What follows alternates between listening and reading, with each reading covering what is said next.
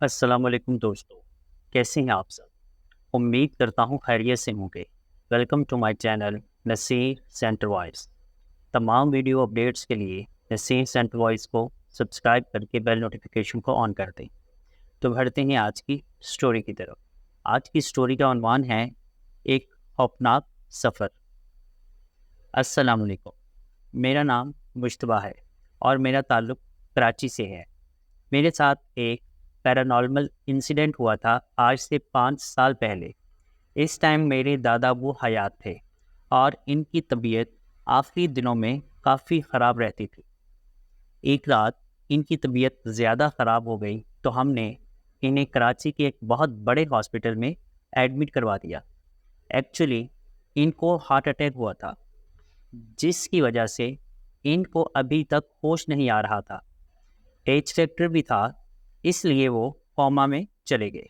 یہ 13 جنوری 2018 کی ایک سرد رات تھی۔ میں اس ٹائم نائٹ شفٹ کیا کرتا تھا اور رات کے 3 بجے آف ہوتا تھا، تو میں گھر جانے کی بجائے دادا ابو کے پاس ہاسپٹل آ جایا کرتا تھا۔ پھر 1 سے 2 گھنٹہ بیٹھ کر امی کو ساتھ لے کر گھر آ جایا کرتا تھا، اور چھوٹا بھائی اور ابو ہاسپٹل ہوتے تھے دادا جان کے پاس۔ دادا ابو 5 دن ہاسپٹل وینٹیلیٹر پر رہے۔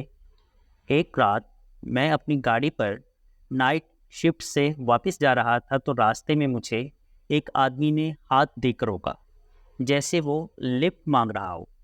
وہ آدمی کافی ماڈرن لکس کا تھا، بہت خوبصورت تھا۔ اس نے پینٹ شرٹ اور کوٹ پہنا ہوا تھا، ڈارک گرے کلر کا۔ اس کی آنکھیں نیلی تھیں اور مجھے اتنا یاد ہے کہ اس رات ہلکی ہلکی بارش ہو رہی تھی۔ اس نے ہاتھ میں ایک بلیک کلر کا بیگ بھی پکڑا ہوا تھا۔ میں نے اپنی گاڑی روکی تو وہ بھیگ رہا تھا۔ اس نے مجھے کہا کہ آگے تک چھوڑ دیں گے آپ؟ اس کی شخصیت اتنی جادوئی تھی کہ میں نے فوراً ہاں کر دی، اور پھر وہ میری گاڑی میں پیچھے آ کر بیٹھ گیا۔ مگر میں نے نوٹ کیا کہ اس نے گاڑی میں بیٹھنے سے پہلے اپنے ہاتھ سے اشارہ کیا اپنے بائیں جانب دیکھ کر، اور کہنے لگا چلو بیٹھو۔ یہ بات میں نے سنی انسنی کر دی، مگر بڑی عجیب سی لگی مجھے۔ وہ میرے ساتھ گاڑی میں پیچھے بیٹھ گیا۔ اب اس نے مجھے راستہ بتایا کہ وہ گورا قبرستان کے پاس جانا چاہتا ہے۔ میں نے اسے کہا کہ میرا روٹ تو کوئی اور ہے، گورا قبرستان دوسری طرف ہے۔ میں نائٹ شفٹ سے پہلے ہی تھکا ہوا تھا، تو میں نے کہا کہ آپ کسی اور سے لفٹ لے لیں۔ وہ خاموش رہا اور 2 منٹ کی خاموشی کے بعد بولا، تمہیں ہمیں وہاں چھوڑنا ہی پڑے گا، اس کے بغیر تم نہیں نکل سکتے۔ یہ بات سن کر مجھے بہت غصہ آیا اور میں نے کہا آپ مہربانی کر کے اتر جائیں۔ اب اس نے اپنے ساتھ والی خالی سیٹ اور میرے ساتھ والی خالی سیٹ کی طرف دیکھا اور بولا، سن رہے ہو یہ کیا کہہ رہا ہے؟ اتر جاؤ گے یہاں؟ میں نے فوراً غصے کا اظہار کیا کہ آپ کیا بےہودہ مذاق کر رہے ہیں مجھ سے۔ وہ آدمی بالکل خاموش رہا اور پھر مجھے اپنے ساتھ والی سیٹ سے ایک آواز آئی، جیسے کوئی غصے سے غرایا ہو۔ اب میں اندر سے بہت بری طرح ڈر چکا تھا۔ میں نے گاڑی کا دروازہ کھول کر باہر نکلنا چاہا تو سب دروازے سخت جام تھے، کوئی دروازہ نہ کھلے۔ اب میں خوف سے اتنا سہم چکا تھا کہ میری ہمت نہیں ہو رہی تھی کہ میں اپنے ساتھ والی سیٹ پر نگاہ ڈالوں۔ مجھے کالے رنگ کی کسی عورت کی پرچھائی بیٹھی ہوئی محسوس ہوئی۔ اب پیچھے جو آدمی بیٹھا تھا اس نے کہا، اب بھی نہ گئے تو کبھی اپنے دادا کا منہ نہیں دیکھ سکو گے۔ میں پسینے سے شرابور تھا اور سوچنے لگا کہ اس کو کیسے پتا کہ میں اپنے دادا ابو کے پاس ہاسپٹل جا رہا ہوں۔ یہاں میری چھٹی حص نے مجھے الرٹ کیا کہ معاملہ کچھ اور ہے، اور میرے حلق سے آواز بس اتنی نکلی، آپ کو کہاں چھوڑنا ہے؟ پھر اس نے مجھے کہا گورا قبرستان میں۔ میں نے گاڑی چلانا شروع کر دی اور اس بیچ میں گاڑی کا ٹمپریچر اور بھی کم ہو گیا۔ میری گاڑی کا ہیٹر کام کرنا چھوڑ گیا۔ ہیٹر سے صرف ٹھنڈی ہوا نکلنے لگی اور میرے ہاتھ پیر ٹھنڈے برف ہو رہے تھے۔ اس ٹائم روڈ پر بہت کم ٹریفک تھی. میں راستے میں آئے ایک اشارے پر رکا مگر میری بریکس نے کام نہ کیا. اس کے بعد میری گاڑی میں خوفناک آوازوں کا شور شروع ہوا. یہ میری گاڑی کے ریڈیو سے آ رہی تھی اور آوازیں ایسی تھی جیسے 2 سے 3 لوگ آپس میں باتیں کر رہے ہوں, لڑ رہے ہوں, مگر ان کی سمجھ نہیں آ رہی تھی. ان کے غصے میں تیز تیز سانس لینے, غرانے اور چیخنے کی آوازیں آنے لگیں. اور پھر انہی آوازوں کے دوران میرے پیچھے بیٹھا وہی ماڈرن نیلی آنکھوں والا آدمی باتیں کرنے لگا. اس کا انداز بھی بالکل ویسا ہی تھا جیسے اس ریڈیو کے اندر سے لوگوں کی بھیانک آوازیں آ رہی تھیں, جیسے وہ انہی کو جواب دے رہا ہو.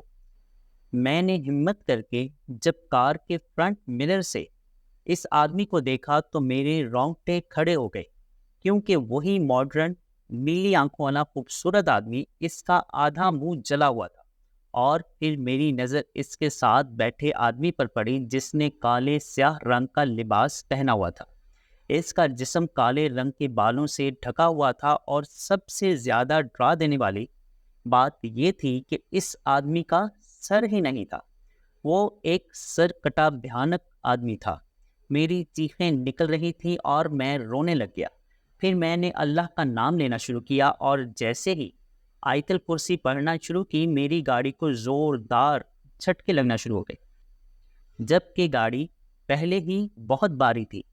میری گاڑی خود بخود گورا قبرستان کی طرف جانے والے راستے پر جا رہی تھی.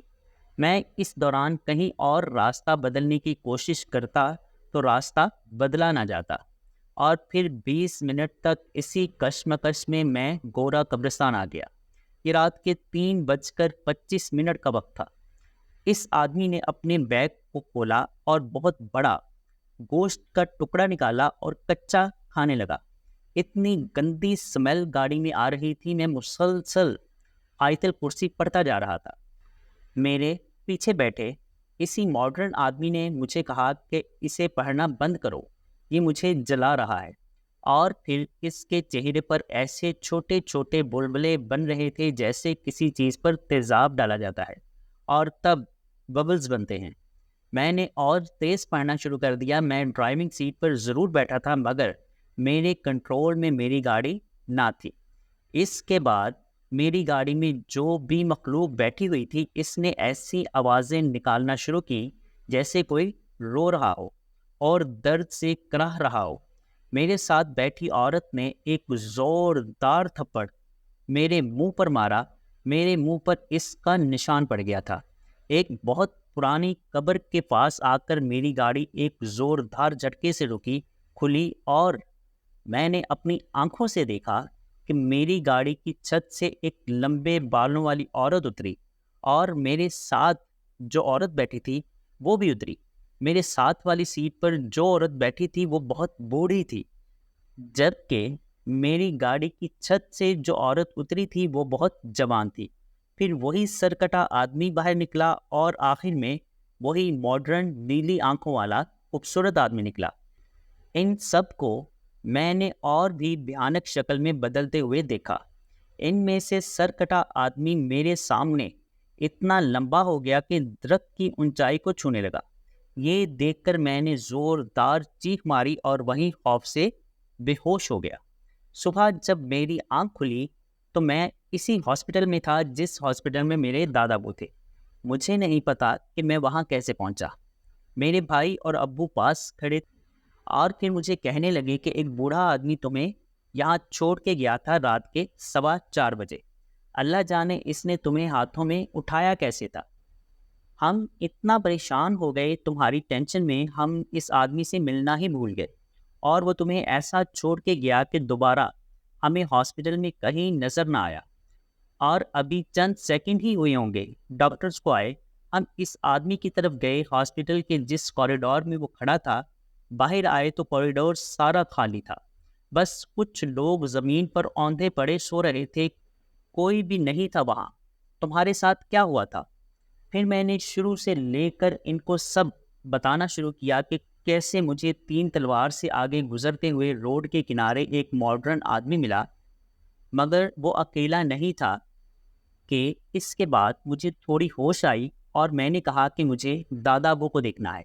یہ اسی دن ظہر کی بات ہے، مجھے ہاسپٹل میں اپنے دادا ابو کے وارڈ کے باہر وہی ماڈرن نیلی آنکھوں والا آدمی نظر آیا۔ وہ کسی سے باتیں کر رہا تھا۔ یہ دیکھ کر میرے پاؤں تلے زمین نہ رہی اور میں اسی آدمی کی طرف آگے بڑھا۔ وہ ہاسپٹل کی لفٹ کے اندر چلا گیا اور میں دوسری لفٹ سے اوپر گیا۔ ہر فلور پر لفٹ اوپن کی، دیکھا تو وہ مجھے کسی فلور پر بھی نظر نہ آیا۔ اس کے بعد جب میں واپس نیچے آنے لگا تو میرے پیچھے وہی ماڈرن آدمی کھڑا تھا اور اس نے مجھے بس اتنا کہا کہ میں یہاں کسی کو اپنے ساتھ لینے آیا ہوں۔ میری ایسی من کی بھاری ٹانگیں ہو گئیں کہ مجھ سے اپنا ایک قدم بھی نہ اٹھایا جائے۔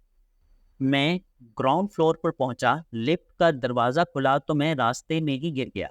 مجھے پھر ڈاکٹر کو دکھایا گیا، انہوں نے کہا نروس بریک ڈاؤن ہوا ہے۔ اب میرے ابو اپنے پیر صاحب کو اسی شام مغرب کے وقت میرے پاس ہاسپٹل لے کر آئے۔ میں بے ہوش پڑا تھا۔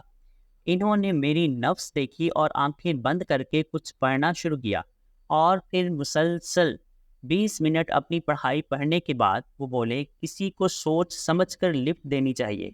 مجتبیٰ نے آدھی رات کو جس آدمی کو اپنی گاڑی میں لفٹ دی تھی وہ ایک ایسا آدمی تھا جس پر سخت ترین کالے جادو کے ذریعے عیسائی جنات اور چڑیلیں مسلط کی ہوئی ہیں، اور وہ آدمی تو 5-7 منٹ بعد اس کی گاڑی سے اتر گیا، مگر اس پر مسلط عیسائی جنات اس کو تنگ کرنے کے لیے اس کی گاڑی میں بیٹھ گئے۔ اور آپ کا بیٹا جس کو ماڈرن آدمی کہتا ہے، جو اس کو ہاسپٹل میں بھی نظر آیا، وہ ایک مسیحی جنات کا سردار ہے جو اسی آدمی پر جادو کے ذریعے مسلط کیا ہوا تھا، جس کو مجتبیٰ نے پہلی بار لفٹ دی تھی۔ یہاں میں آپ کو بتاتا چلوں کہ اس ماڈرن آدمی سے پہلے میں نے ایک اور آدمی کو لفٹ دی تھی جو 5 منٹ بعد ہی میری گاڑی سے اتر گیا تھا، مگر میں سوچ بھی نہیں سکتا تھا کہ اس آدمی کو لفٹ دینے کی وجہ سے میں کتنی بڑی مصیبت میں گرفتار ہوا تھا۔ میرے دادا وہ جس وارڈ میں تھے وہاں سب مسلمان مریض تھے سوائے ایک بوڑھے عیسائی آدمی کے جو بہت بری حالت میں ہاسپٹل لایا گیا تھا۔ اور اس ماڈرن نیلی آنکھوں والے جن کو جب میں نے وارڈ کے باہر دیکھا تو اسی ٹائم وہاں اسی عیسائی آدمی کی موت ہوئی تھی، اور اسی کے ساتھ آئے رشتہ داروں سے پتہ چلا کہ وہ عیسائی آدمی ایک جادوگر تھا۔ اس آدمی کے اس ماڈرن نیلی آنکھوں والے عیسائی جن سے کیا تعلق تھا یہ تو اللہ ہی بہتر جانتا ہے، اور اس نے مجھے لفٹ میں یہ کیوں کہا تھا کہ میں کسی کو یہاں لینے آیا ہوں، میں اس بات کی مزید کھوج میں نہیں گیا کیونکہ میں اس معاملے سے نکلنا چاہتا تھا۔ اس کے بعد پیر صاحب نے مجھ پر دم کیا اور کہا کہ نماز کی پابندی کرو اور اپنی گاڑی کو بھی صاف کرو۔ مجھے اس واقعہ کے بعد اپنی ٹانگیں بہت بھاری محسوس ہونے لگی۔ کئی دن تک میں اٹھ نہیں پاتا تھا۔ میرا تقریباً 41 دن علاج چلا، اس کے بعد میں ٹھیک ہوا۔ دادا وہ تو 15 دن بعد ہی گھر واپس آ گئے تھے۔ یہ بھی ایک معجزہ تھا کہ وہ وینٹیلیٹر پہ تھے مگر گھر واپس ٹھیک ٹھاک صحیح سلامت ہو کر آ گئے، مگر میں ہاسپٹل کئی دن تک رہا۔ یہ واقعہ جب بھی میں یاد کرتا ہوں تو میرے رونگٹے کھڑے ہو جاتے ہیں۔ اس کے بعد میں نے نائٹ ڈیوٹی کرنا ہی چھوڑ دی اور رات کو کبھی اکیلے گاڑی نہیں چلائی۔ جی دوستو، کیسی لگی آپ کو سٹوری؟ امید کرتا ہوں پسند آئی ہوگی۔ اگر پسند آئی ہے تو کمنٹ باکس میں لازمی بتائیے گا، اور ویڈیو کو لائک اور شیئر بھی کر دیجیے گا۔ اپنا اور اپنے گھر والوں کا بہت سا خیال رکھیے گا۔ مجھے اپنی دعاؤں میں یاد رکھیے گا۔ اللہ آپ سب کا حامی و ناصر ہو۔ اللہ نے چاہا تو ملیں گے کسی اور خوفناک سٹوری میں۔ تب تک کے لیے اللہ حافظ۔